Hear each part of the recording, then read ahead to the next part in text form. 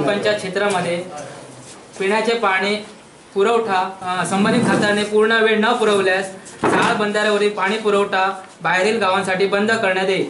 यावर संबंधित खात्याने 8 दिवसाच्या आत कारवाई न केल्यास यावर ग्रामपंचायत मंडळ तसेच ग्रामस्थ जमून स्ट्राईक संप करण्यात येईल व पंपिंग हाऊसचा ताबा घेण्यात येईल।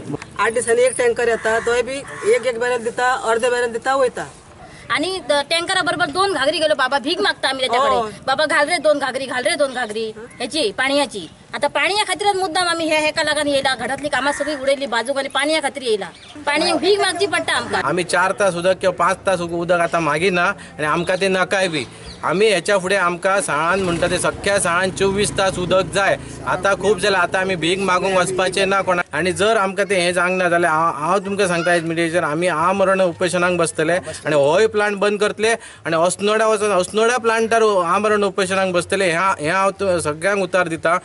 तें उदक हांगासलें उदक साळांतलें उदक पर्वरी मेरेन पावयलां आणि आयज आमकां हांगा उदकाक आमी तळमळटा। आमची बायल भुरगीं पळय कशी रस्त्यार काम धंदो सोडून हांगा येयले आतां। जर हेचेर कितें एक्शन घेयना जाल्यार आमी फुडल्या येता ती 3 तारखेक पावर प्लांट हांगासलो पंपिंग स्टेशन बंद उडयतले म्हणटा उडयतले आणि हेची संपूर्ण जबाबदारी म्हणटा ती सरकाराची आसतली। हांव गांवचो सरपंच आहा तेन्ना गांवाच्या लोकांनी खुबशे म्हाका पयलीं 2-3 म्हयने पाण्याचो विशय सांगत आसा म्हटल्यार हांव हेका फोन तेका फोन म्हणून टँकर हें करून एडजस्ट करता।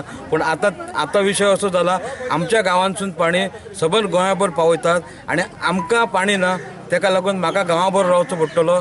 म्हाका तेका आमी कंप्लीट स्ट्रिक्ट एक्शन घेतलें आमी तेचेर।